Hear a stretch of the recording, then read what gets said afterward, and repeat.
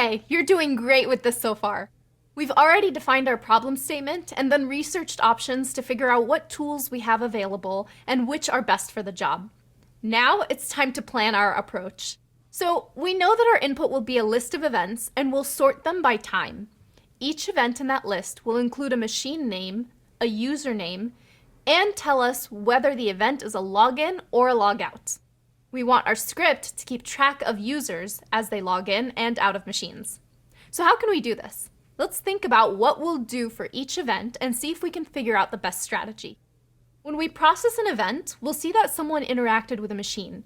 If it's a login, we want to add it to the group of users logged into that machine. If it's a logout, we want to remove it from the group of users logged into the machine. In this scenario, it makes sense to use a set to store the current users, adding new users at login time and removing them at logout time. Great, but if the current users of a given machine are stored in a set, how do we know which set corresponds to the machine we're looking for?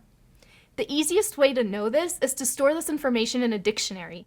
We'll use the name of the machine as the key, and the current users of that machine as the value.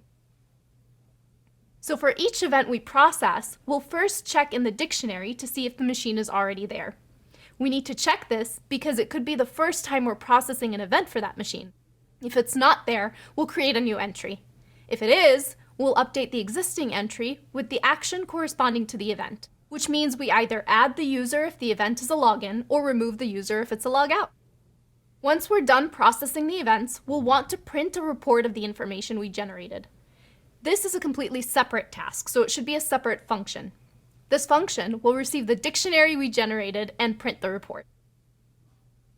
It's important to have separate functions to process the data and to print the data to the screen. This is because if we want to modify how the report is printed, we know we only need to change the function in charge of printing. Or if we find a bug in how we're processing the data, we only need to change the processing function. It would also allow us to use the same data processing function to generate a different kind of report, like generating a PDF file, for example.